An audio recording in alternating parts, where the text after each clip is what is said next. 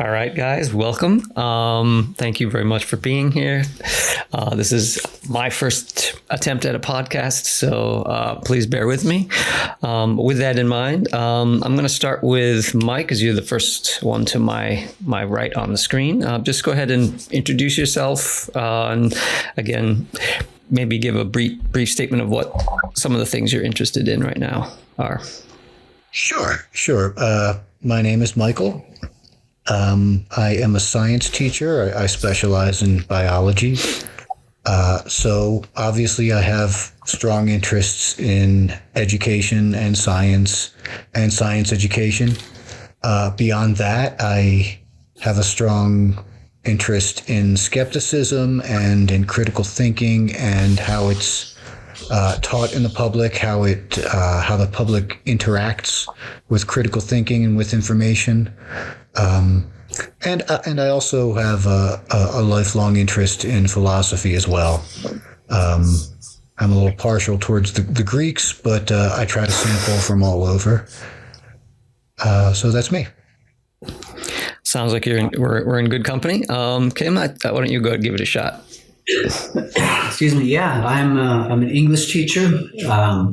I have an interest in bridging gaps between subjects. So, right now I'm teaching 7th grade English, 10th grade English, and some other classes to boot. But for example, with my 7th graders, I'm trying to teach them some background in biology in order to teach the novel, The Call of the Wild. And so I work with the science teachers and try to broaden the kids' education and to give them more of a whole world view and a way to think critically, because I only get them for a few short semesters and then release them into the world, which is, quite complex to interpret and to do that well. So, yeah. And like Michael, I've got a lifelong, or I don't know if I call it a lifelong interest. I didn't find philosophy until college. And then I took it on as a major and have a master's degree in lit. And I'm always interested, of course, in that bridging the gaps take on things, So, yeah. Awesome. So I actually thought you had a master's in philosophy and the opposite, like a bachelor's in literature. So I got it backwards. Is that the case? Yeah, kind of backwards. Well, I finished my lit degree in Emerson in the Transcendentalists. So it was literature, but it was looking at the American philosophers, who are now considered essayists and poets and the like. But yeah, it was, again, I didn't like to be confined to one subject. So, and as Nietzsche said, philosophy became something of a hospital for bad poets. And I love language, so I needed that other itch scratched. So. Nice. So I'll start out quite broad, and I think this will hopefully get things going. Where do you see the state of education right now in the U.S.? It's a very general topic, but I think for me, it's in my mind, there's a very dark tone of it seems like a very negative situation, but I see it as quite politicized, and I believe my impression is that there are interests out there who want to take a good swing at it in order to shake some of the money loose. And as a result, they are, bashing public education and trying to open up the door for more private education and trying to shake some vouchers loose. And of course, I'm not privy to all those backroom conversations. I don't know, but I feel like it's being used for certain political ends, and it's becoming quite difficult sometimes to teach and not step on some landmine that's been, set up as a talking point. My particular school isn't so bad. I work in a charter school, and school is for the arts. And so it's a microcosm within I live in a very red district, but my little school is a very progressive school. But I do see some of the tensions, especially given what happened during COVID. The demonization of teachers, the idea that we are somehow part of some evil agenda to turn their children into Marxists, turn them against their parents, and all of that. Yeah. So I'll ask Mike a question first, and I'll get back to that because I have a question for you regarding that specific thing regarding teachers. Mike, do you feel like do you have the same vibe coming from where you are? I've said often and loudly very much what Kim just said. In fact, I've often taken it a step further and said that the attacks on education and the defunding on education are absolutely intentional. And people are intentionally trying to get education to fail so that they can turn it into a private system that someone can profit off of. Now, I shout that from the rooftops all the time, but I've been doing that. I've been shouting that for like 20 years now, and it hasn't really happened much. So I don't know if there's actually a lot of evidence to support that, even though it's something that I say loudly and often. But there's like at least a not a paranoia, but there's a sense that there's something like that out there. Where, I mean, do you guys see that you don't see that in the classroom on a daily basis necessarily, but it's there. Not me. You hear horror stories about science teachers being told that they can't teach evolution or anything. I've never experienced anything like that in my teaching career. I've never had anything that I taught ever be questioned by the administration or by the parents or the students or anything. So that's never. Now I've taught in fairly progressive schools. I think, generally speaking, teachers are sort of progressive people. That only makes sense when you realize that educated people tend to skew a bit more progressive than the average bear, and teachers are by definition educated people. So an entire sector made up of educated people for the purpose of educating people, that's probably going to skew a little bit progressive. There's no way around that. But I've never. My point here was that I've never experienced the landmine thing that Kim referenced. I've never had any fear that what I'm teaching is ever going to be challenged. Even now, when I teach about vaccines, I think part of that is just because I teach. When you are the teacher, you have the authority in the room. There might be students who are thinking, okay, I'm going to have to learn this vaccine stuff, but I don't believe it. But none of them ever say that.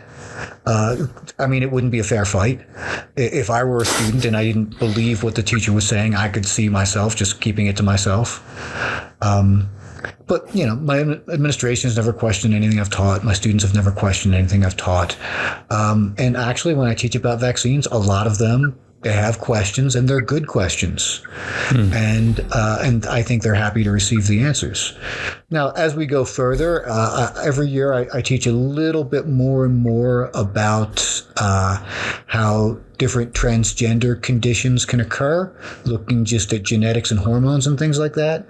I haven't gotten myself into trouble with that yet. But if I'm going to step on a landmine, it would probably be there. But you know what? Honestly, I don't see that happening anytime soon. Again, I'm in a fairly progressive situation. I hear these horror stories about, teachers being questioned and having to deal with these parents. And I've just never experienced that myself. Yeah, I have experienced it in an interesting way. I was teaching. This was during the early Trump years, and I was teaching in Sacramento. It was before COVID happened, and I put on the curriculum the play Inherit the Wind, and it was to be part of a research project. And so if you're familiar with the play or the movie, it's about the Scopes monkey trial, again trying to bridge the idea of trying to bridge science and literature and try to give a historical perspective, also a legal perspective. And so the kids would research parts of the Constitution, or they would research this or that precedent. But as they went through, I would give them exposure to different things that were established in the sciences, what would make for a good argument, whether or not they agreed with the premise of evolution was their own choice. But if they were to write the research paper and take one side or the other, or reject the science, I would point out what would be an acceptable argument and what would be a logical fallacy, and really move the kids into, for the first time, learning words like epistemology, understanding that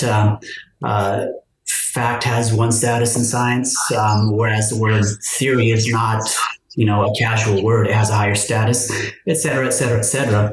And as I was teaching it, some of the kids actually brought me in brochures that they had gotten from the church down the road, where they had just had a major convention where they're distributing literature and having workshops teaching the kids how to reject what their science teachers were teaching them. And this was a well-moneyed, well-organized event, and they handed me literature, and I went through and I read it, and it was great with these individual kids to be able to go through and say, okay, here's what they're saying, here's their argument, and be able to point out what would count as a fallacy, and point out what's been established, and not saying this is what you have to believe, but helping them to work it through. But I was absolutely floored about how well organized and how forward these organizations were. And here I am in progressive California, in Sacramento, California. And I discovered that had I not even started the unit, I would not have known this, and they would have been doing this thing anyway.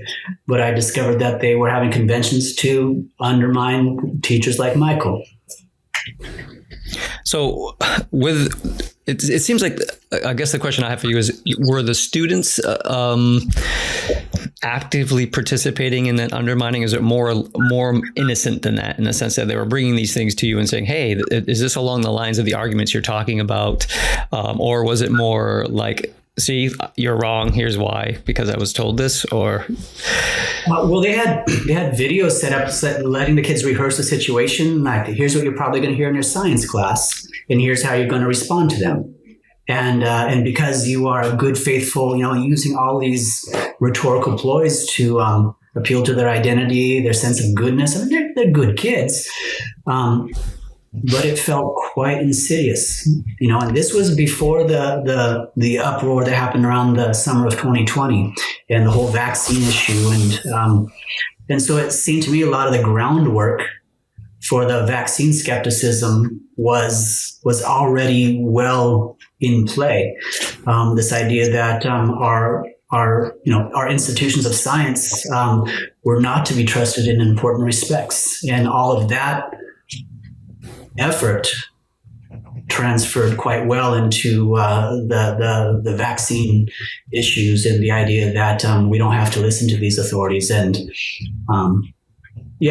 so as Michael's quite interested in critical thinking, so am I. And I saw the reverse being explicitly and forcefully put upon these kids. So how did you counter that? Or were you able to do that? It was complicated, because in some cases I found it putting a wall between myself and many of the kids that might not necessarily need to be there. Because you want to have the trust of the kid, and then you're trying to. I mean, it feels absurd to me sometimes that I have to feel like I'm somehow being a subversive for getting the kids the best knowledge we have, the critical thinking skills that they ought to be armed with in order to go into a world that is, not at all interested in whether they have true beliefs or not, but rather whether or not they're believing in interests, etc. To feel like I'm a subversive for helping the kids to think well, clearly, and on the best knowledge that we have, that I feel like I should be doing something wrong, But then you hear in the media this idea that the teachers are somehow turning the kids against the parents.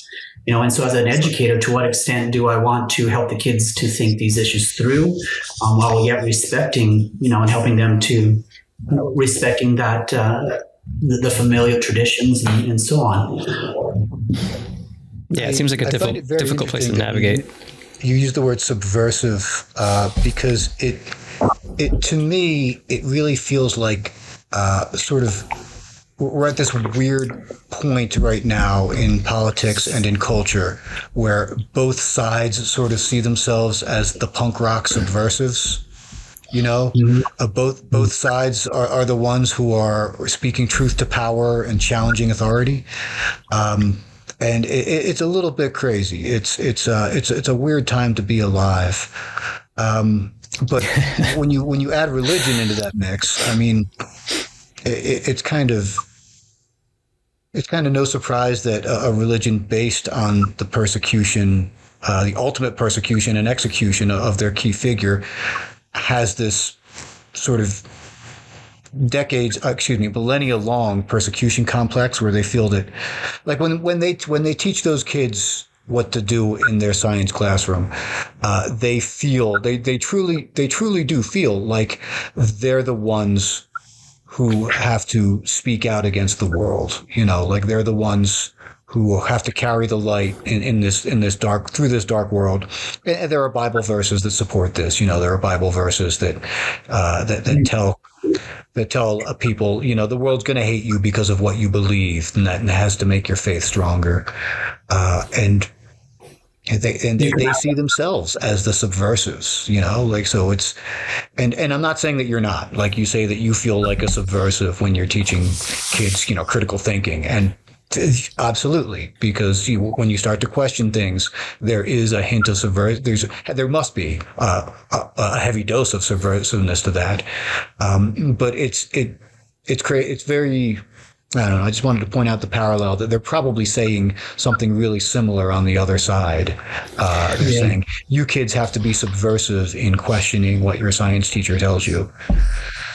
Well, I know Kim mentioned that, or actually you mentioned that, it's like some of the defunding of education this is on purpose. There's a plan, there's a strategy. So in terms of like sentiment of subversion, it feels like there may be two specific senses. One is like there's a burden that you have for being subversive. Like I feel like Kim is saying like it's a burden to have that feeling. And then there's also those who maybe get off on that, being subversive and being different and being in some sense, and it's empowering, and there's some weird kick out of it. Do you see that as anything relevant? Do you think that's an actual? Do you think that's a truism? Is it true? It's true enough to the people who believe it, and that's all that matters to them. One of the crazy things I've seen popping up in social media in the past year or so is this movement of conservative women to say that staying home and raising kids is like a really subversive punk rock act, and they're proud of themselves for being a trad wife, I think is the term they're using, traditional wife, I think, and they're pumping that up as being the ultimate rebellion against this progressive society that we're in, is for a woman to stay home and not work and raise the children. And wow, okay, that's where our culture is right now. Yeah, I mean, I definitely see that. It's interesting you mentioned that because in my personal life, I'm not going to throw my partner under the bus, but there's some sentiment that there is, at least has been in the past, some resentment for being somebody like that, for being motherly. And I think even though we're both definitely very liberal, there's still, at least in some sense, there's been perceived animosity on some sense. It may be vague, but we've had conversations about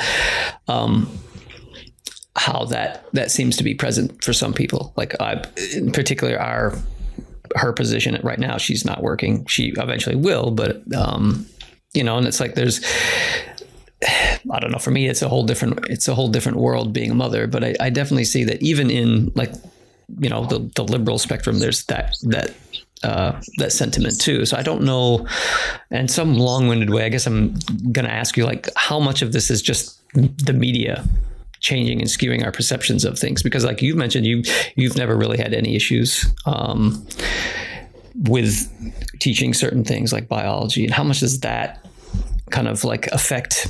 I'm sure it affects it quite a bit, but what do you have to say about that, I guess? It's always the craziest voices that get amplified, right? Those are the ones that are going to bring in the clicks. People with measured, moderate opinions are not going to be plastered all over social media. It's always the crazy ones that you hear about. Like when I make a conscious effort to step outside my bubble and look at what conservatives are reading and look at the headlines that they're getting, it's always the absolute craziest liberal voices you could possibly imagine. It's someone saying our society will not be free until we rise up en masse and shoot every police officer. Okay, that's not what every liberal thinks. In fact, that's not what most liberal thinks. In fact, you probably had to look pretty hard to find a liberal who was saying something like that, but you did find one. So there it is. Yeah. The question is, sometimes, and I find myself asking, is, to what extent do we in our media environment who tend to skew liberal, progressive, how often are we just looking, saying, oh my God, these mega maniacs are going to, rather than trying to figure out where some of the more sane voices might be within that mix. Sometimes, I was telling my kids today, because I work in a rather progressive school, I find myself in a very different relationship with my particular set of students. And, in short, today I was talking to my students, and I made this point that if you ever find yourself in complete agreement with your political party, you're probably not thinking for yourself. But if you're in a position where you find that you're getting yelled at from both sides, you're probably doing quite well in terms of your independent thinking. So, I tend to have students who are quite progressive. I mean, I have a full range, but in my environment, I have a lot of students who are transgender because I'm in a very red county, and these kids come to our school in order to find some kind of shelter where they're not going to be bullied. It's an art school, and so that tends to have its general set of students that. Well, it tends not to attract the rednecks, in short. But I'm trying to recall the exact question that you had said earlier, so I could bring it back to it. I'm trying to think of what question I asked. I mean, it's basically it just seems like a lot of, and this is I'm kind of weaseling my way into technology and education, but I feel like with social media pounding everybody with sensationalism all the time, and I feel like that's really what it is, because it is the loudest voice makes the most money. Here's something that we may be able to chew on. So the conversation in which that happened, I'm beginning a unit on the civil rights. All right. And given all of the rhetoric that has been around the idea that we're indoctrinating our kids to be outraged and to hate everything that America was, I'm cognizant of these issues. Now, I've taught in some pretty conservative schools where what I would generally run into is maybe a kid who likes to draw swastikas, a kid who drives to school with a rebel flag in the back of his truck, and might teach a novel like To Kill a Mockingbird, and the rub would often be my having to correct a kid from using some racist language. Well, I'm in a school where the reverse is the case now, where I was reading with the kids just yesterday, and when I encounter, for example, the N-word in literature, and the stuff we're teaching deals with the march on the Edmund Pettus Bridge, Dr. King, etc. We're reading a book, a novel written, or rather a comic book by John Lewis, and it uses the N-word, right? And I've learned in this school that it's best that I just clear my throat whenever that word shows up in the text, because it keeps things simple and the kids see it on the text, and they're able to see the bigotry, etc. Because early on, I had actually read that word aloud, and the students actually confronted me saying, well, you're a white teacher, why we don't want you saying this word? And it led to a whole set of complications that I figured in the long run it'd be better that I just clear my throat, because I don't want this wall put up between myself and my students. Though I do think that the art should be represented as it is, balance things out. But as the pendulum has swung, I was reading with them a particular essay that used the word Negro. And the kids were quite adamant about not saying that word out loud. They thought it was some kind of a pejorative term. And so I would ask the student to read, and every time they come to that word, they would silence themselves. And I paused and I said, well, we need to stop here, guys, and talk about this. The word Negro is full of dignity. It was a dignified term. It's an antiquated term. We don't use it anymore, but it was never used as a pejorative, as a capital N word, et cetera, et cetera. It's not the euphemism. And so you can read it with full assurance that it's not offensive. And they insist, we can't read this. And then, I thought we came to this understanding, and then they ran to the other teacher saying, our English teacher is making us read a racial slur. I was like, oh boy, where have we gone here? And I begin to think about the environment, this media environment, the social media, where there is a sense that we're going to show ourselves to be righteous. And because I have a lot of students who have suffered a lot of insult, because I have a higher percentage of gay students, a higher percentage of transgender students who really want to show themselves to be a strong ally with any oppressed group. But it had come to this, and so that was the context of the conversation of what we had today, where I brought in some. It was nice having the social media there, because I was able to reach out to some Black voices that said, wait a second, what are we doing demonizing this word? And it had come to the point to where, given the social media environment, the tendency of people to be overly offended by certain terms, that when certain pieces of art, say a symphony named, I got this bit of information that there was a symphony called Negro Folk Symphony several years back, where conductors didn't want to touch it because they were afraid of the danger of using this word, which was not a pejorative. Right. And now you can kind of see this spreading throughout the student population, that, we shouldn't say these things. And the consequence is that a lot of the important art and literature that represents Black culture is being pushed under, and people don't want to represent it. And so I think this is a consequence of the social media and the strong backlash you're seeing in many of our, in the younger community for, So I just want to jump in and ask you, how much of education is kind of guiding students and even oneself through the social maze that we've all found ourselves in? I think in a lot of things, a lot of the teachers are afraid to really dive into these issues. They're, at least in my experience, they always have the sense. During the COVID pandemic, for example, the vaccines. The teachers, we would have protests outside of our schools because of the mandated vaccines, because of mandated masking, etc. And we saw, our local art museum being attacked because they required masking, etc. And then, you'd be driving down the street and you see these big American flags waving, and kids walking out of the school because the parents had organized that if our kids are going to have to mask, we're going to have a big walkout. And so there's always this fear that if you hit it just wrong, from the right, you'll have this backlash. But that leads to a concentration of schools. I'm trying to be a little more clear here. There's a whole lot going on in the back of my mind because 2 years of watching that during COVID.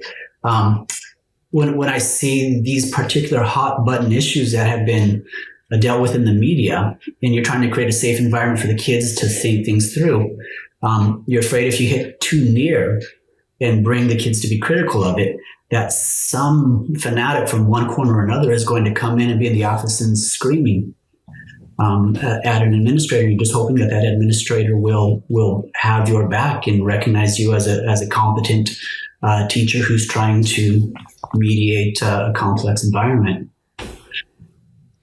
Mike, you want to chime in here? I'm realizing now, because I said earlier that I've never had any pushback on anything as a science teacher, but I was in Taiwan for the entirety of COVID. And I certainly read about what was going on in America, but I was not here to experience it. And I wonder if I had been teaching my vaccine lessons at that time, if I might have something a lot more interesting to report. Yeah, yeah. I speak with my social studies teacher. He says that for years and years, he's been with the school for over 20 years. But he said for his entire career, he would have every week a conversation of contemporary issues, and the kids would learn how to debate and how to respectfully disagree and maybe find some way forward. And when the Trump administration took over, and especially as it got around the COVID period where things got so intense, he had to stop. He was no longer able to bring those issues into the classroom because there would get to be such a divided and toxic environment that he could not keep his class as a productive environment and to talk about civic issues in that sense. And so it has caused harm to the ability to teach critical thinking, because the emotionality of the whole thing just hijacks it. So, Mike, with a lot of your teaching career was in Asia, and the fact that there are obviously cultural differences, maybe you could talk a little bit about just how much, again, like a teacher has to navigate culture, has to navigate social situations, and how much that is a part of teaching, and whether you like that or not, or would you rather just be able to teach simple facts, critical thinking in an abstract way, or do you find that cultural aspect to be part of the joy? I'm not really sure if I have an interesting answer for this, but the topics that I taught, I think kids were just the students that I taught in Asia. They were just sort of, they're extremely receptive, and they want to be successful as students. They have a strongly ingrained familial and cultural almost obligation for that. So they're very receptive, very willing, maybe too much, because it just maybe made me a little bit too comfortable as a teacher. And the enjoyable part for me was just, watching student growth, especially since I had, most recently I taught in an international school, and we had a lot of students come in, and when they first came in, they were often not used to learning in an all English environment, or a 90% English environment, and just watching their growth was kind of the greatest part for me, because they would just improve at this breakneck speed, and by the end of the semester or by the end of the year, they were just so much better. So just watching that growth was amazing for me. In terms of cultural challenges, I don't know, as long as the parents had the impression that I was giving it my best, everything else was hands off. The parents were happy to let me do my thing. The administration was happy to let me do my thing, and the students were eager to learn. I couldn't ask for more than that as a teacher. Why did I leave? Actually, now that I'm thinking about it, why did I still do the money? Okay, so it seems like maybe the presence of just whatever political scene or cultural scene is happening in the U.S. is a little bit more present in the classroom in some sense, or is it more that just that's the culture itself, whereas the culture maybe in like Taiwan and certain parts of Asia where it's that culture is more pro-education? The classroom culture, I think, is so strong in Asia that it tends to, at least in my experience, tends to grind out any political things going on. Because there are political things going on. There was, while I was in Korea, there was, at certain times, there were ebbing and flowing anti-American protests, depending on, what year it is or what recent news stories were running. But when the kids were in the classroom, they were students. And it didn't matter that the teacher was American. He was a teacher. and that seemed to just drown out anything else.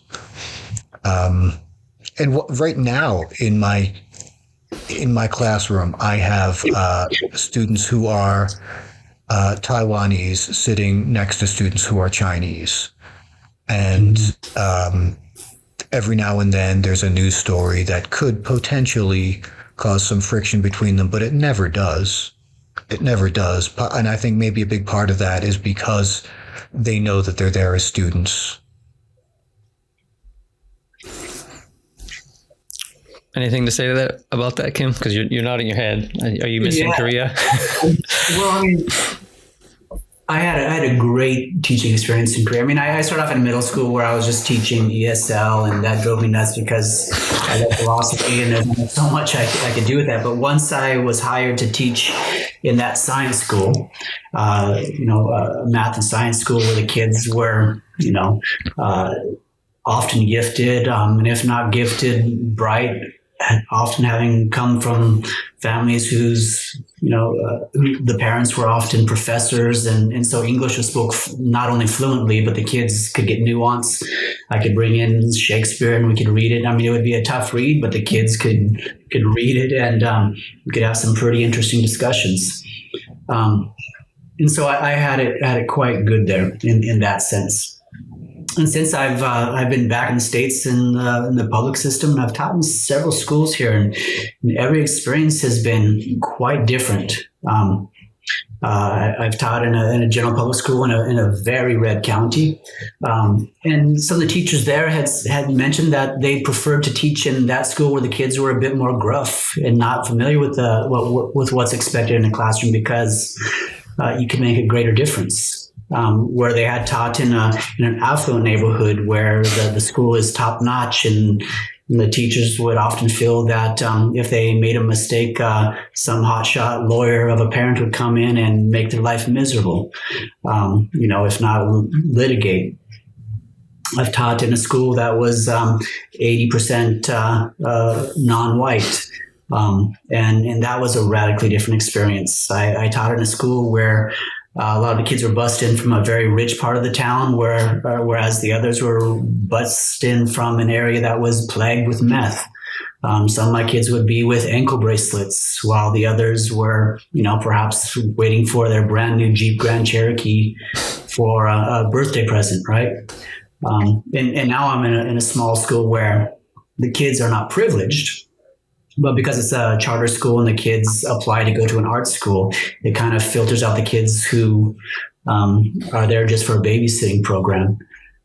And although many of these kids maybe aren't as, how would you say, just enculturated into that classroom culture as we might see in Asia. I mean, the kids in Korea, 10 o'clock at night, you see them with their backpacks going to the next hagwon. We don't have anything like that here, but I do see in many cases a sufficient respect for education, and yet there's enough there that I can help lift these kids to help them to achieve, something more, and there's a lot of satisfaction in that. I've worked in schools that I love, and I've worked in schools that made me think I need to get into a different career. And I very nearly changed careers before I found the school I'm teaching in now. But I'm in a place where I feel like I can make a difference with these kids. So I'd like to take a left turn, and I know we've talked about quite a bit about education, and I think it's very important to talk about. I'd like to kind of focus a little bit more on each of your kind of separate sub-interests, if you will. And I think you can go, of course, feel free to link them to education, because that is, seems like your primary vocation. But Kim, you've expressed that you've written a book, or you're in the middle of writing a book, regarding Stoicism in today's political and social climate. And I know, Mike, you had some interest with kind of furthering your biology interests with things like designer babies and AI, which has some links to biology. But so I guess I'll start with Kim. Can you maybe tell me, how have you used that Stoicism? Well, first go ahead and define it for us, and then just let me know how you've kind of used that maybe in the classroom when you've had to encounter some of the social issues you have. Well, Stoicism is I suppose a simple way to put it is to figure out what things you have control over and what things you don't have control over. And those things you have no control over, give no mental energy to. Don't be upset because it's raining. You're not going to change that. And then to focus on what you do have control over, which is your thinking. And to look at your attitudes and figure out where they're practical and helpful and move in that direction. And where it helps in education is helping kids, try using the stories. I mean, the Stoic tradition is full of heroic stories. I mean, kids love to hear stories. We all love to hear stories.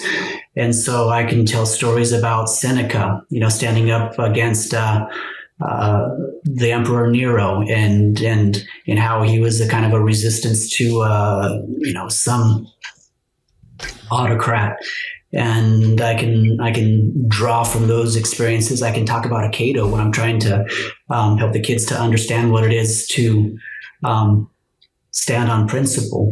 And I can draw from Epictetus telling the story about his broken leg, how his master was breaking his leg. And there was, and I help them to look at their own experience. It's like, so you were born into this economic class, you were born this race, you were born, all of those things you have no control over. What can you focus on in your life that you do have control over, rather than outsourcing responsibility and saying, my life is so bad because of these people. I'm not doing well because of these people, and cultivating what might be a victim mentality. How can you turn that into a triumph? How can you look at your situation and say, things may be tough, but damn it, I love it here. This is a chance for me to show my character. Don't blame if you get a teacher that you don't like. Maybe I'm a teacher that's not so good for you. Maybe I'm not the person who links with you and gets you to understand the subject. You have no choice in that. You were shuffled in here by the counselor. How can you turn this around and turn this into your education, take responsibility for it, and at the end of it, you have something? If you just complain and blame it on me, blame it on your life, blame it on this, blame it on that, you're not going to come out ahead. How can you turn this obstacle into an advantage? And so that helped a lot, especially trying to get through the COVID crisis. When I found myself, I was switching between schools right when the COVID crisis hit, and I found myself literally the week before, I turned in my letter of resignation, and I had full confidence that I was going to get another job. And suddenly I had school. I was unable to find a job for that next year. And so what am I going to do with this situation? How could I look at the situation and say, actually, I'm fortunate in this. And so I used that time to write the book. I saw the fortune in being able to stay home with my kids and make sure that I could get them through that. And so rather than turning myself into a victim saying, oh boy, if this hadn't happened, I would have been, no, there's always some advantage in adversity and a chance to develop your character. And so it's tremendously helpful. So you're saying that the COVID situation is kind of what brought you into the mindset of learning more about Stoicism, or is it something you've kind of knew about before and were just? Yeah, I was curious about it. I mean, when I went through my my philosophy degree, we started with the Greeks. The pre-Socratics. We learned about Socrates. We learned Plato. We learned about Aristotle, and then boom, here's Descartes. Let's move on. All right. And so I found out about all the other things many years later. Right. And so we started with the moderns, and I can understand because they didn't really want to be the philosophy of the middle period was very much, I don't know if you could call it anything but theology. But that middle period, but the Romans and the Stoics, though they're the most practical of all the branches, I think, to study, in terms of epistemology, in terms of ontology and the like, they didn't really, they weren't that innovative in that sense. Whereas they were taking from Plato and especially from Socrates and expanding those ethics in order to apply them and to live, the good life. The unexamined life is not worth living. And so they took that proposition with utter conviction and extended it.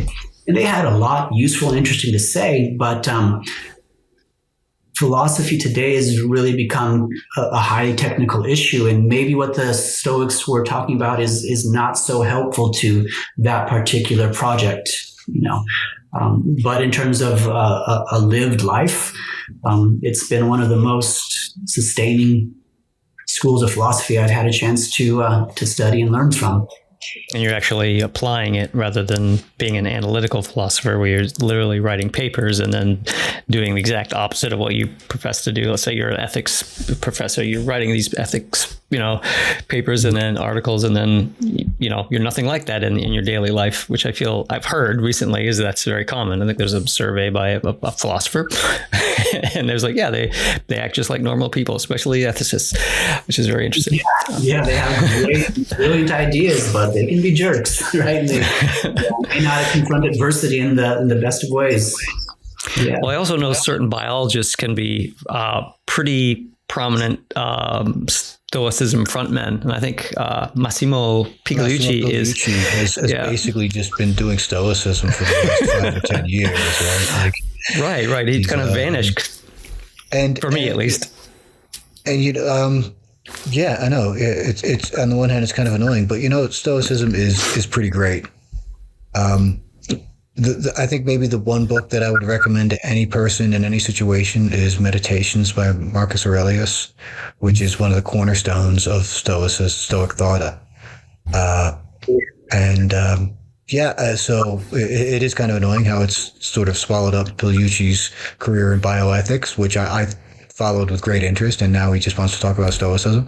But who can blame him? Stoicism's a pretty great thing, and you do find it in other places as well. It's not just from the Western tradition. Right. Eastern Taoism it has a lot of parallels with Stoicism, and even the philosophies that. Those medieval philosophies that are basically theology that Kim referenced before, the Serenity Prayer and things like that, and the writings of Francis of Assisi and others, you do find a lot of Stoic thought in there as well. So it's not.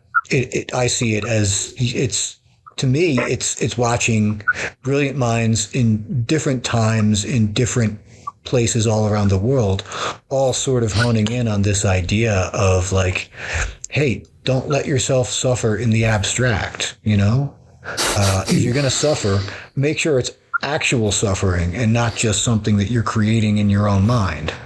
It's a pretty good idea. Something I do not follow, unfortunately. I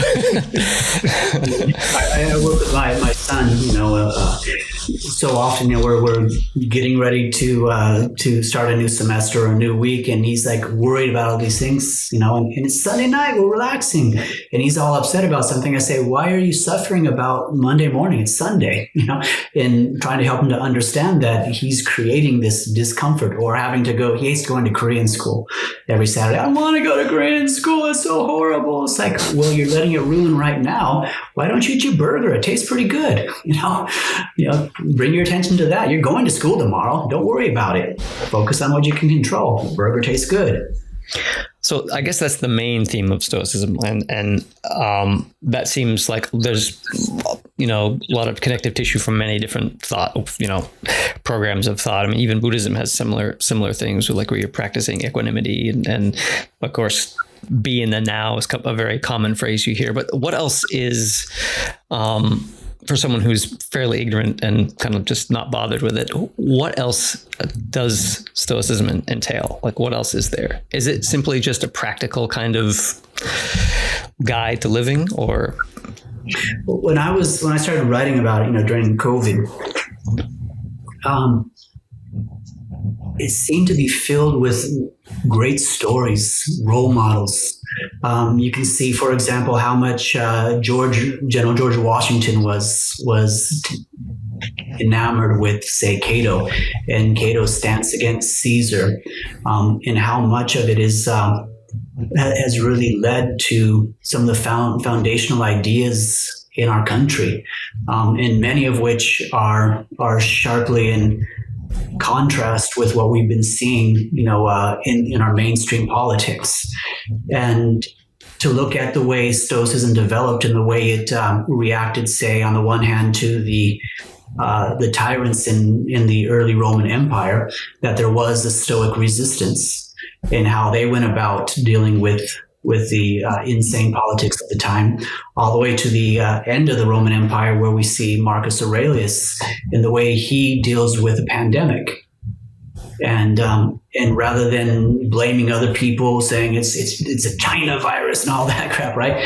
He fully took on responsibility and went out and saw it as his duty to take care of his people. And so there's a political ethics that comes along with it. Of course, some of those ethics would not be in keeping with democracy, because it really takes its lead from the idea of the philosopher king of Plato, and you see that embodied in Marcus Aurelius. But the ethics and the stories contain so many clues on how we might, as individuals, respond to the sudden lurch towards autocratic, even fascistic politics in our times. So both of you are a little bit more familiar with the history of that kind of thing. Can you elaborate a little bit on the Marcus Aurelius dynamic and situation? What were some of the, maybe give me like a little step by step of the story itself?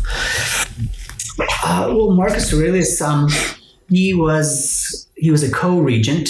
He and I believe it was a brother-in-law or some familiar relationship were both given power as regents, and there was an early stage where they were executing war in the east, and the legend has it that the brother who went to the east, I believe it was, opened a tomb, and so people believe that these bad spirits came out. But what had happened, in fact, was that in these campaigns, his soldiers were exposed to a virus, and then they brought it home with them, and this began to spread, and the co-regent died in this process, and left Marcus Aurelius with the responsibility of dealing with this pandemic. So as people were dying, and meanwhile in the north, the German tribes were attacking the northern border. And so there was some speculation that he perhaps even succumbed to the virus, although that's not solidly documented. He would attend funerals, and so I think there's that sense of the fatalism that you see in his meditations was him, dealing with these absolute realities. I mean, we in the COVID pandemic, there was so much we could not control, but he was able to keep his composure. Some people were able to keep their composure. It helped me to keep my composure during this time. But the people who didn't have those principles and that philosophy to guide them, it resulted in that time, but also in our time, in a kind of collective insanity, where people began to place blame on others, and rather than taking the responsibility of what they could do, and it led to quite a chaotic social order. A lot of needless suffering. And that's something we see presently, as you said, or at least in the past. I wasn't here for COVID either, so everything was very different. So I think I'm going to jump ship and go to Mike and talk a little bit about, and maybe feel free to segue from Stoicism in a better manner. Because again, it's something I'm quite ignorant on is Stoicism, and I think that's generally because I just don't have time. So those things it's kind of a fad right now, and I can understand that might actually be turning people off. But so sometime when you're not doing anything else, have a look at it.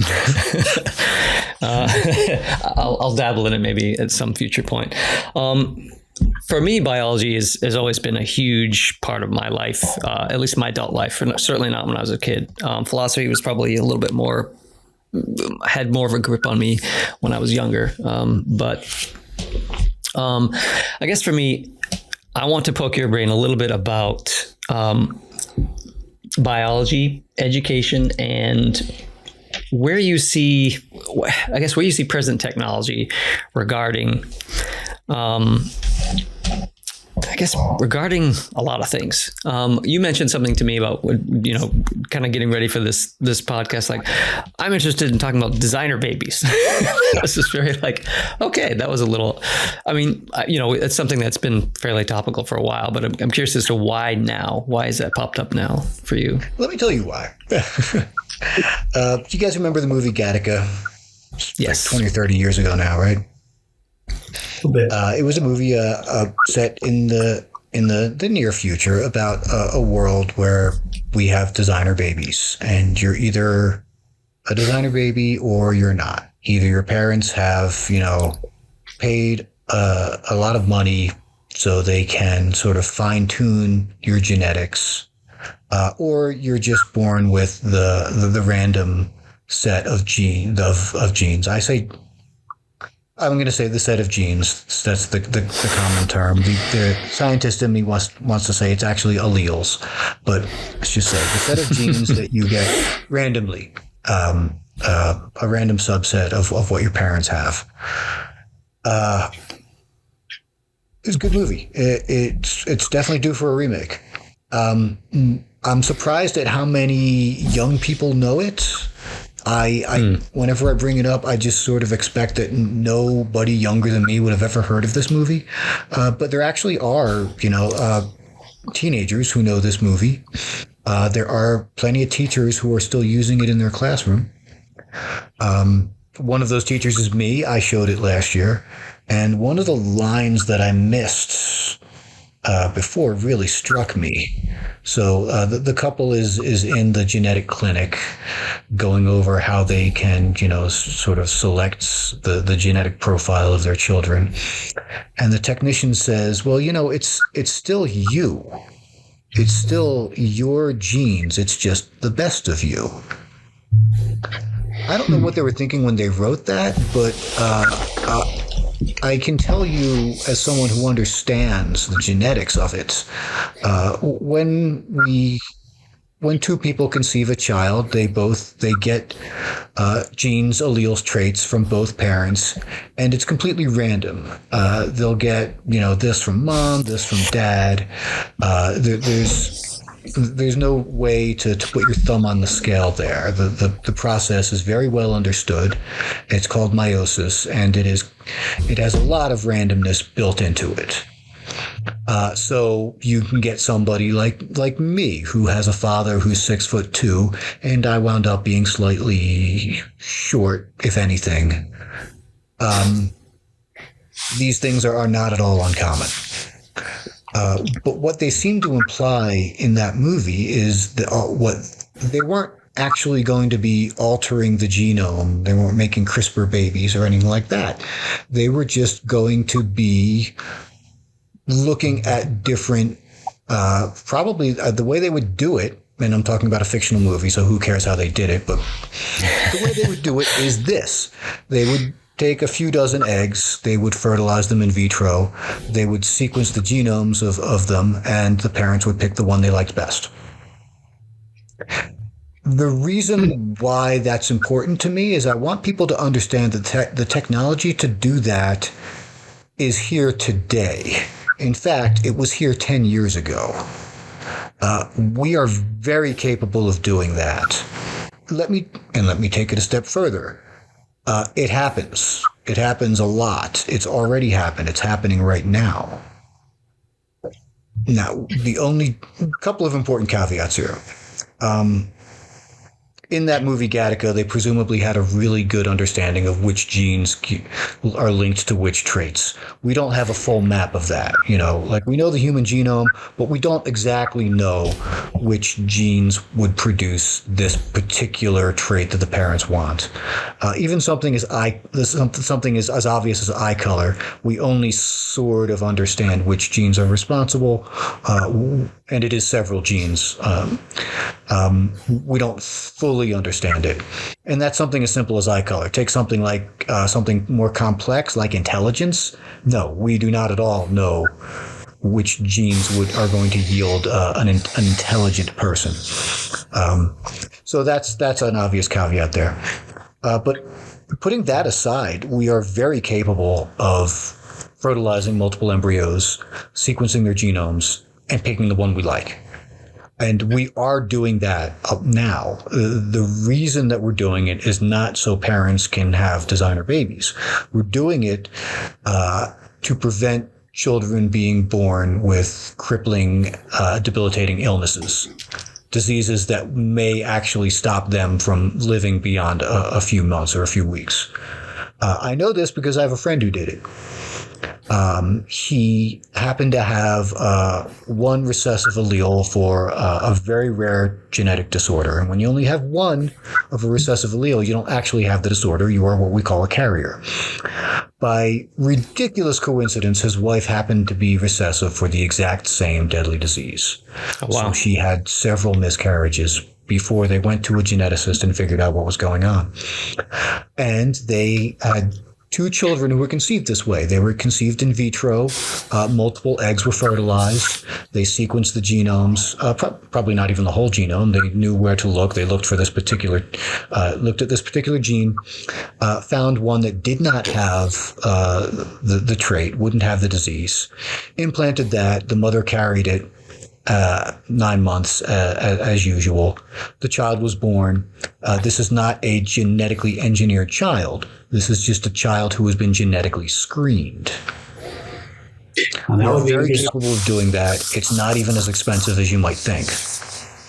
But what interesting in that is the Alabama case where that may happen, say, in a fertility clinic, or where they have defined the embryo at whatever state fertilized and in a human being. And so that practice, that screening, could be considered homicide, I suppose, under that Alabama ruling. A lot of genetic procedures involve multiple embryos. And yeah, under the recent Alabama rule change, which I don't think the people who implemented that rule really understand the implications of it. But yeah, that would be illegal because it would involve essentially throwing away multiple embryos. And yeah, that would be a great topic to dive into. Maybe not right now, but does an embryo represent a human being? That might be interesting. But the thing that scares me is right now we do this to screen for diseases, but we could also use it to screen for hair color, for eye color. We could use it to screen for any trait that we have. I don't know if it's possible to do this yet, but it's almost certainly going to be possible in the near future for parents to screen whether their children have lighter or darker skin. Interesting. Now, Michael, I'm thinking right now of that ongoing fox experiment that went on in the Soviet Union, where they selected for tameness in foxes. Oh, right. And selecting for that one trait led to all kinds of corollary traits, such as the floppy ears, the spotted fur. So selecting, say, for a child's hair color could lead to the emergence of other traits that are wholly unanticipated, or to what extent can they anticipate? Absolutely. What we see in human beings, what we call traits, go far beyond just the ATCG of our DNA. We're learning now that there's a lot beyond that, and a lot of these genes are linked in ways that we had not anticipated. Are you speaking of things like epigenetics and environmental factors, developmental factors? Okay. That's exactly what I'm speaking of, yeah. Yeah. It's kind of, I was going to push back a little bit about in terms of like being able to select certain genes, because I feel like some of those are very dependent on diet and things like that. And just things in during the actual development in the womb as well. So it'd be interesting to see what people do to kind of circumvent that, because I'm sure there's going to be a demand for that kind of thing. Like, we want this particular trait, and it's a combination of gene and make sure you're on the treadmill at 3:00 in the morning for 10 seconds every, that kind of strange. Yeah. And there's entire volumes of this that we still are just barely starting to understand. Like this particular species of bacteria that take up residence in your gut apparently has a lot to do with all kinds of traits that you wouldn't expect. So there's plenty of discoveries to be made. But as of right now, like altering human genetics through something like CRISPR is illegal. Even though it did happen, but it's illegal. Genetic screening? No, not at all. Not at all. And the only thing stopping parents from going out and screening for eye color or something like that is, as far as I can tell, it's just the ethics of the doctors. Doctors, believe it or not, scientists and biologists and doctors do actually have a pretty strong sense of ethics, despite what you may have read in the media. And doing a procedure like this for reasons that are not medically necessary would probably be deemed unethical. But the context in which that's deemed unethical is a very cultural one, and I'm wondering if there are shifts that are going to lead to designer babies by screening. And once we have that, it's just a step further to actually altering the genes in ways that we want through something like CRISPR, rather than fertilizing multiple embryos and hoping we get one we like. Now, do you think CRISPR may be a way around, let's say, the Alabama ruling, where it's okay, we're not disposing of any of these, we're literally just changing the embryo in this one, or we're changing some specific things in this, so that will resolve that issue, where you're not throwing away anything here? One thing, but what about it's a screening? It's saying this one out of these several. That's where the issue would come in, where you eliminate viable children. To use a language, I guess, like that, the loaded language, but. Yeah, there's a lot of interesting things about, and I know we probably won't be able to talk about, how do we define life and how do we define children? But there's a lot of interesting developments I've read about in terms of, like we used to think, okay, it's genetics. Okay, the child has different genetics than you in some sense, so it's not part of your body. And then there are things like, well, if you take the immunology or immune system view of specieshood, which is a very new kind of interesting kind of way of delineating I guess individuals in some sense. There's a lot of weird things like that are popping up now that I found really add some interest to that topic. I'm not sure if you've heard of that specific one, but so I'm not sure where to go from here. It's been fun kind of navigating between two different people and two different interests. Do you guys have anything to say regarding each other's ideas? Anything we can take stoicism and gene editing that somehow? Coming back into education, and I wanted to ask Michael a question because he could probably know about this topic. So again, like I said in the beginning of the conversation, I really love to find any opportunity to bring science into, say, reading a novel. Read a novel with my seventh graders called Star Girl, and one of the characters in there was a paleontologist, and a lot of the subtext had to do with evolution and perhaps an extension of Carl Sagan's proposition that we're all made out of stardust, et cetera, et cetera.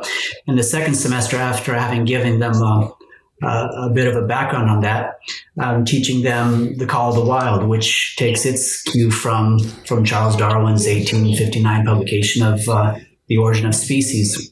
It distorts it quite a bit, though, doesn't it? What's that? Doesn't it distort it? Yeah, he moves into social Darwinism, and of course he has some hierarchy of races, et cetera, et cetera. But the book opens with a poem called Atavism. And I'm just curious as to whether or how this concept is still taken, and whether or not you're familiar. We have vestigial structures in our body, like the pelvis in a whale, our tailbone. And we can have what are called atavistic structures, where the genes can combine and recombine in a certain way such that a child can grow a tail. or once again, the gene can emerge that where you can grow a certain amount of fur again, or have more than a pair of nipples, but a set of 6 nipples. Sometimes these old ancestral traits can reemerge. And the word atavism comes from the Latin word ancestor. I'm just curious whether this is still a term that contemporary biologists use in their conversation about, or how you talk about those traits now. I've never heard the word atavism used. That's pretty cool. I like it because it sounds like it's a cool word. I like that to my vocabulary. That's a good one.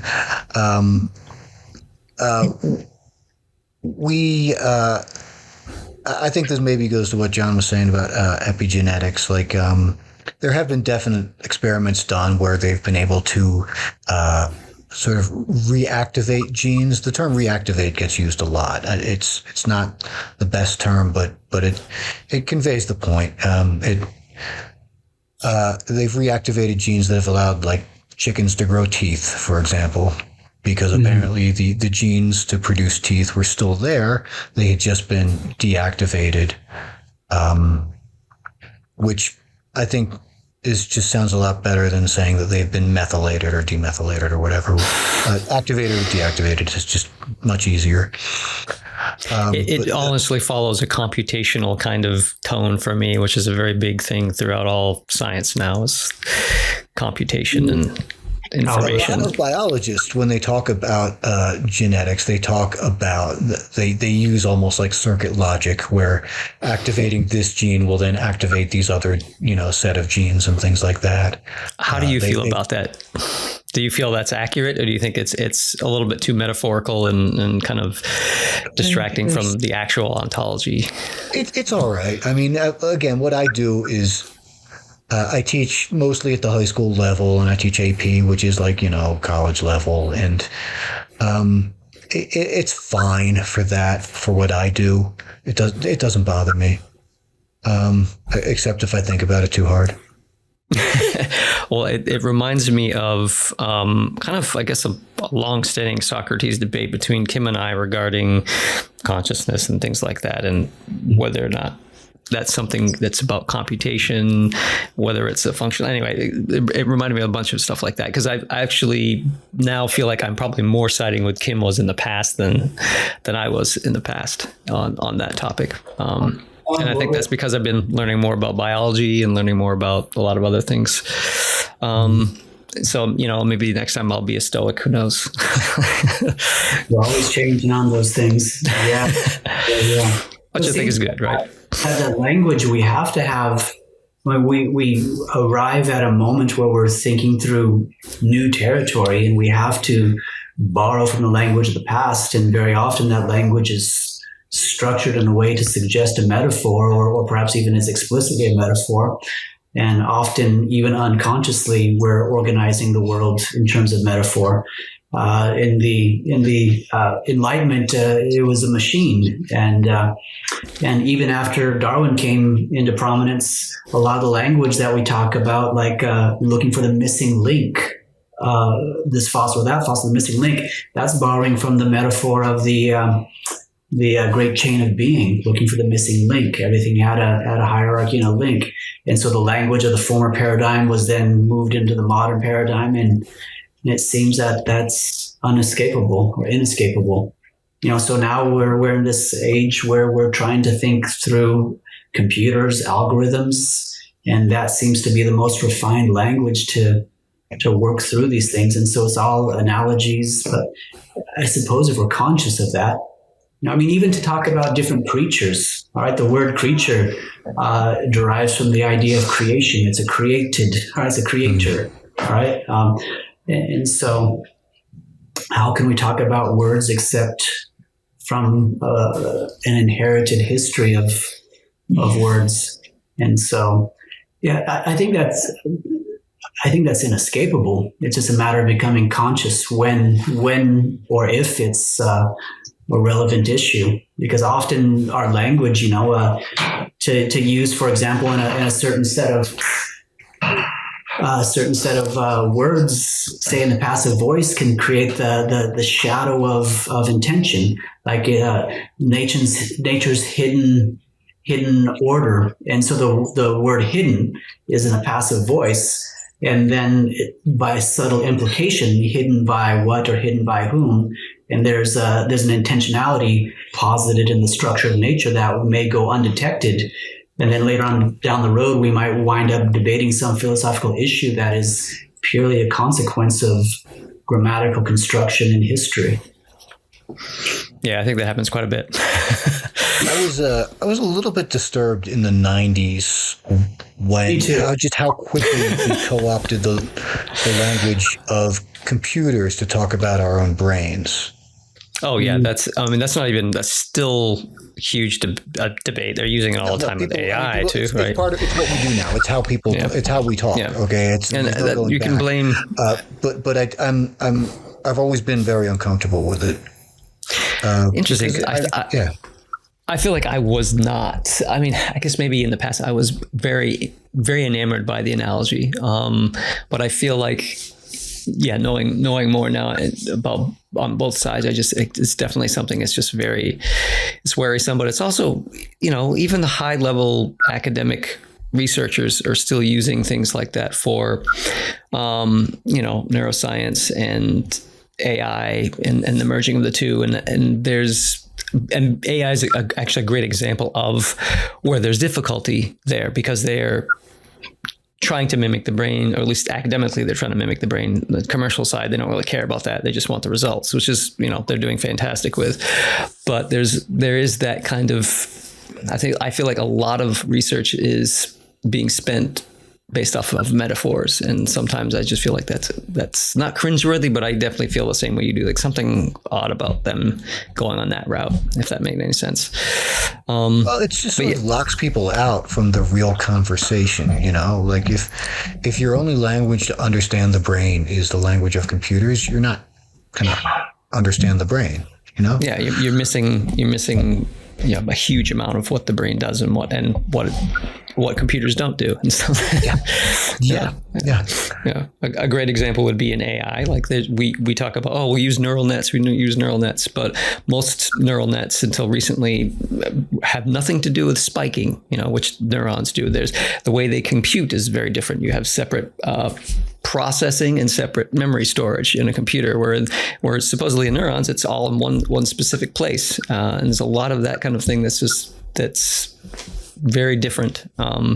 Yet people still use the analogy of computers with brains and AI with brains. It leads to us taking a program that is basically just a pretty good Google search combined with really good, completing text, and calling that artificial intelligence. Yeah. The whole idea of intelligence, that's something we still don't even understand anyway. We don't understand the brain. Intelligence, yeah. It's a very interesting topic with AI.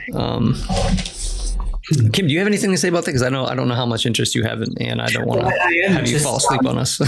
No. I just is trying to organize thoughts. I mean, I have all kinds of things. I don't know if it's constructive or not.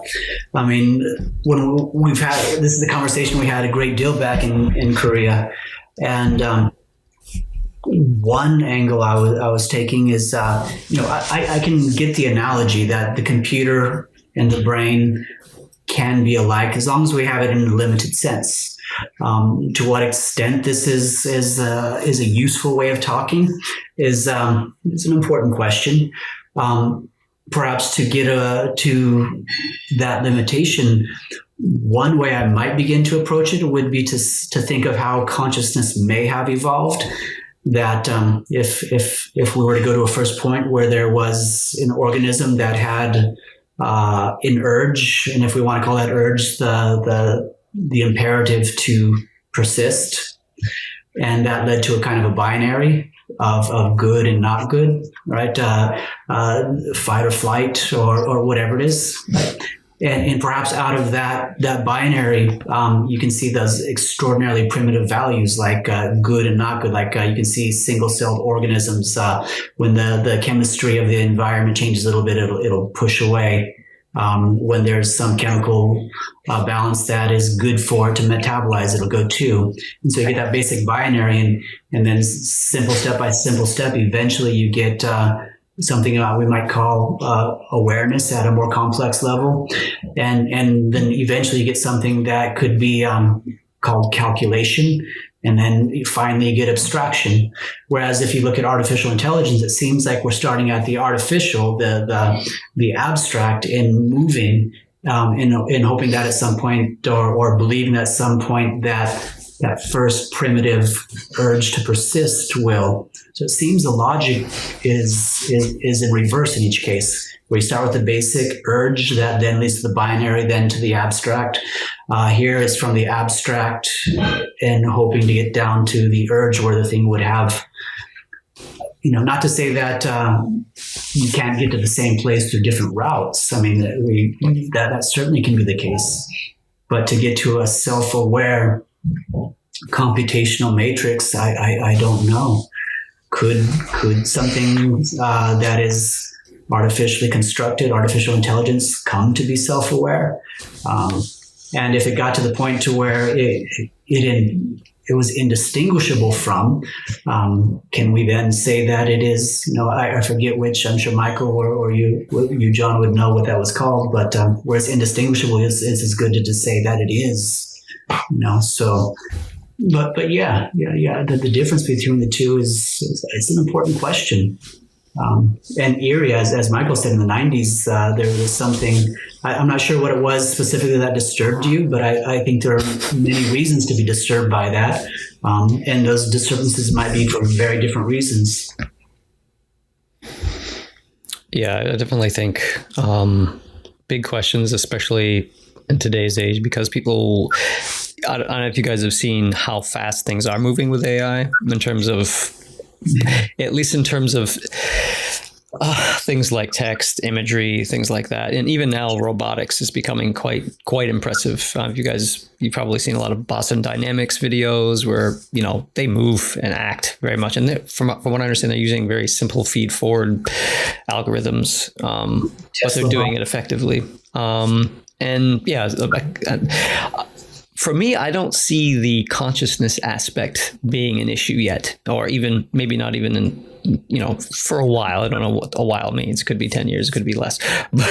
But I definitely see that, they took our jobs kind of issue with AI being very prominent. And specifically my job or what I do for a living is definitely in jeopardy in many ways, simply because my job is in imagery, right? And now it's like you press a button. So my value as an artist or as a technician has dropped quite a bit because you can use Sora, which is somewhat still academic and in beta maybe, but it's like type in a text and here's your video. I wonder if you guys have any thoughts about that, or even any thoughts regarding education in AI, where you have students writing papers or not writing papers using AI to do a bunch of research. One thought that occurred to me in its preliminary stage, but when Darwin published in 1859, that disturbed culture, right? Because of its implications about us. And then Michael said in the 90s, likening the brain to a computer was, in one or another sense disturbing. And I'm beginning to wonder if this AI revolution will have implications that will disturb culture in a way that say Darwin's publication of The Origin of Species disturbed culture in the way we see ourselves in the order of the cosmos. When you can still see some of the leftovers, the case in Alabama, where they're positing that one of the judges used explicitly religious language, explicitly Christian language to be more specific.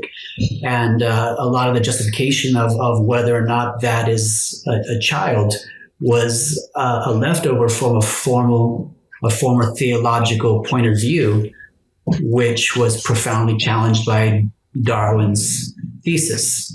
Now, I'm wondering if once again with these issues to do with AI, that it will challenge the way we see ourselves in such a way that we'll have unexpected or difficulties in how we educate ourselves, how we tell our story, how we write our literature, and what we can teach our children without disturbing them and having parents protest outside the door. Let me see if I can tie together some of that, because I don't know if anybody's ever going to listen to this, but I think today, because I'm about to give a timestamp here, I think today is when the second part of the Dune movie debuted, right? Comes out, right? Yes. Yeah. It's not really explicit in the movie, but anybody who read the book knows that Frank Herbert, one of his more radical ideas in that book was that in the future, at some point, they decide that computers are inherently evil because they mimic the human mind in a way that is sacrilege. It was a religious movement. There was a religious movement against computers because they are profane imitations of the human mind. I think about that a lot, and I also think about Jonathan, you know that I'm a big fan of Daniel Dennett. Something that he said years ago, long before the AI rush that we're in right now, something he's been saying for many years now is that we should pass laws making it illegal for an AI to pose as a human. So when you're on a website and you're chatting with a chatbot, that chatbot needs to make it very clear that it's a chatbot. It should not have a human name and adopt a human voice and pretend to be human. That should be illegal. And he said this like 10 years ago. I'm wondering now if maybe Frank Herbert and Daniel Dennett weren't onto something with that. That maybe we should, we should be taking measures to protect human identity from being mimicked. But that's really the thing, though. It's an existential thing, right? When Darwin came out with his, when Darwin appeared on the scene, it was an existential crisis. How am I important anymore if this is the case? If I'm just, a bunch of lucky randomness. And the same with this in some sense. How am I valued anymore if AI can do everything I can do, everything, be creative, sing better than me, write stories better than me, all of the things we consider human, if it can do it better than me, then where do I find value in life? What is it now to be human? And I think that's a huge underlying element to that. And I feel like it's more, again, it is more than just they took our jobs, it's they took all of our humanity and they're doing it better than us. And I think a lot of people, me included, are like, what's going to happen next? Because I feel like that is like, I haven't heard anybody from the religious sector be like, damn, computers are evil, but it might pop up, and for a good reason, right? It's because of that human values suddenly disappears in many ways. Again, even if they are not mimicking the process that the human brain and body encompasses, it's still producing the same results. And if they're mimicking us to such an extent where all the stuff we do in our behavior is either unequal or on par or surpasses us, then it's a frightening thing for sure. But there are other weird things I think about, at least. For instance, like what we'll do is we'll go back to live music being super important, real painting being more important, things that like we know a human did this because I saw them do it, or I know they're playing the instruments because they're right there doing it. That kind of thing would be as a small little niche that would still survive in the future. But everything else, I'm not sure about. It's that significant to me. Or it's like everything else, like they can make movies without any input whatsoever. They can do the interface between AI and social media. I've heard it spoken of how ChatGPT is it hallucinates a great deal, but also how social media, I heard it put this way, I think it was by Sam Harris, that it seems that social media has caused society to be perpetually hallucinating. And then you add to AI, distribution of ill-intended deepfakes and, what it's going to do to the brain. And how important real critical thinking is going to be, and how, I read a meme on the internet. It's like, getting on the internet made me, helped me to feel secure that there were actually quite a few intelligent people out there. But then I was disturbed to discover that we're vastly outnumbered, right?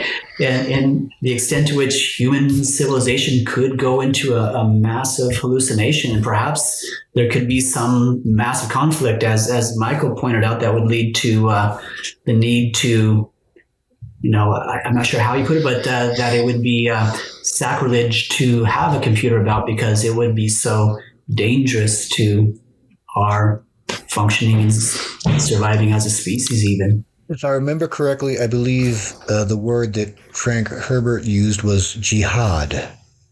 Ooh. Against the computer? Yes.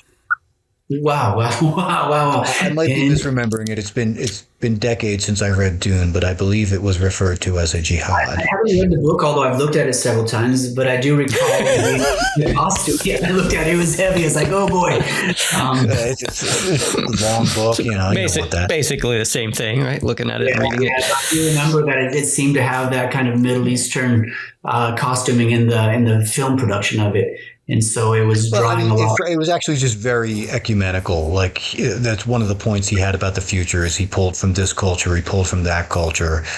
The version of the Bible they used was called the Orange Catholic Bible. So, orange from Protestant, Catholic from Catholic. It was the whole thing was just very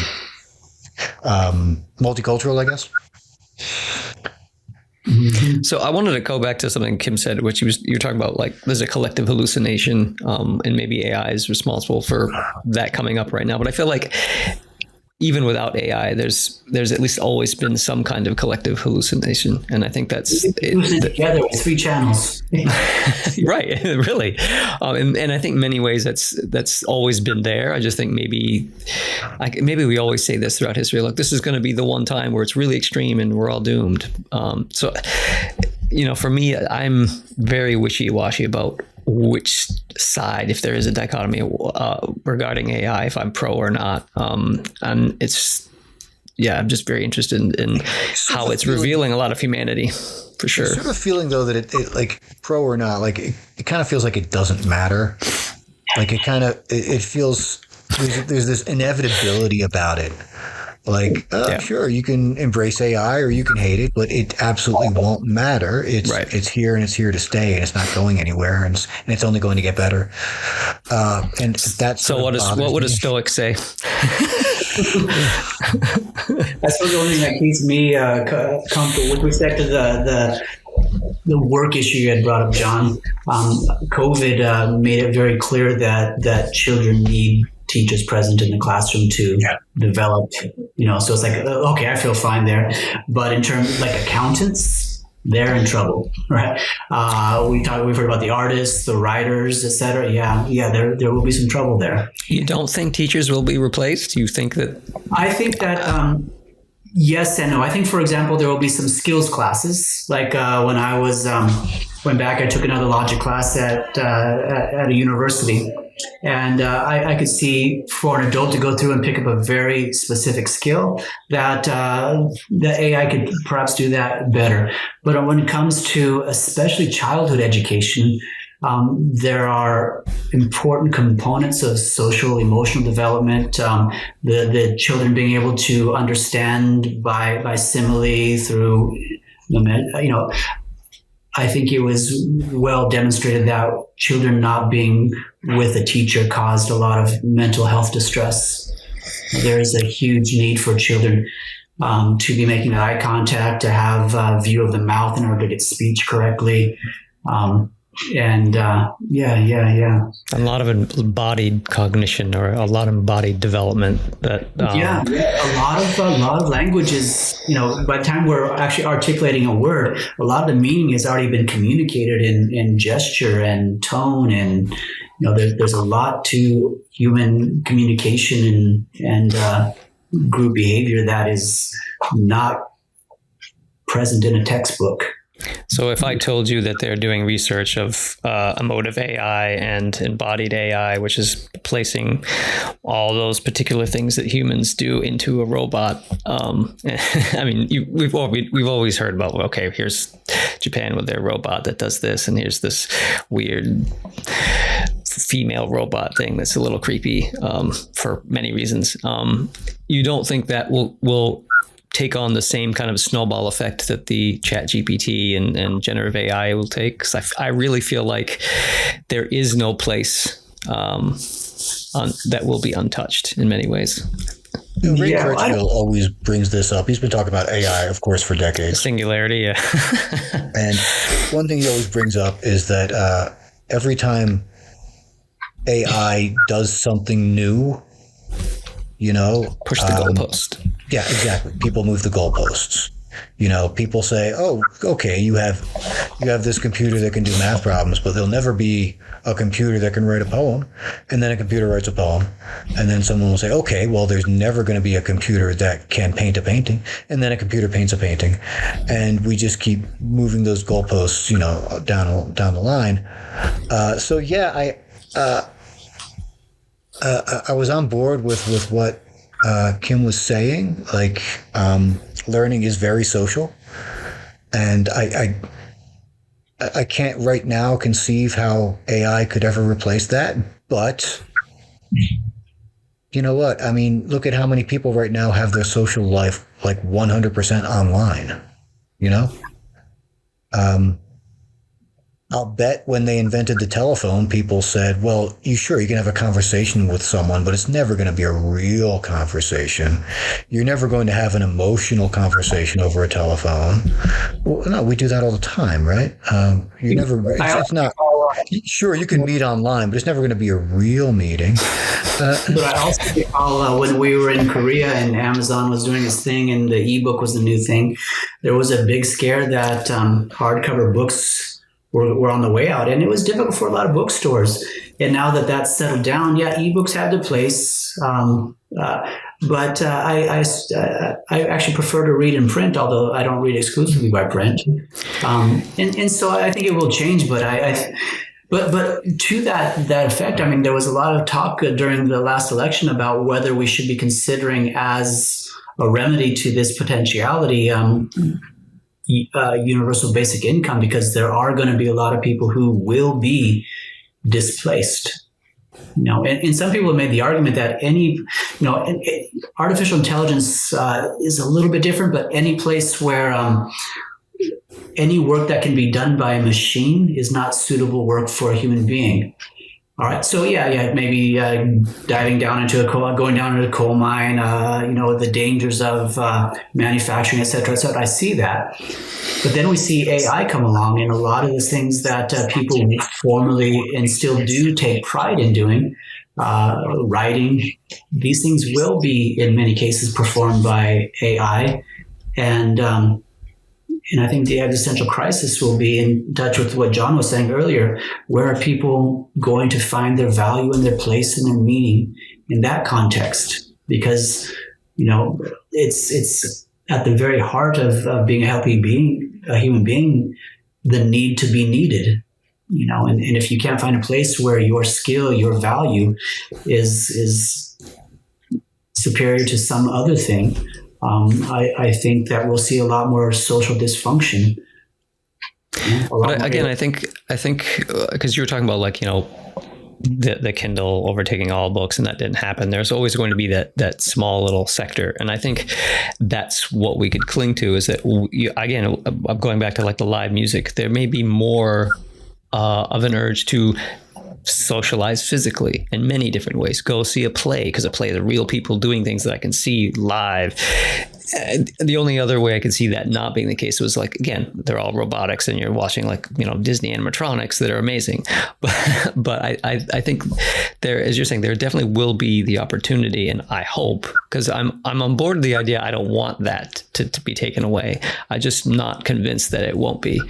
But I'm hoping that those little pockets will still exist, and those bring joy to us. And hopefully, if we cling to that more, that may actually bring us out and socialize and meet people more and be more, in physical contact, which is very, for me, even personally, it's like I go to work, I go home.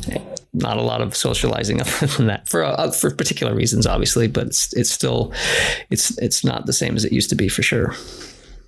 Yeah. We are going to have to adapt again. As a species, the environment is going to change, and we are going to have to adapt one way or another. And there will be a certain amount of dysfunction and maladaptation along the way. But the sheer pace of it, I think, is, if it were slow, gradual, where you could adapt, adjust, but Right. The excitement of it is how fast it's happening. But the excitement is also the bright side of the thing that also has a shadow. It's like it's happening fast. We don't know where it's going to take us.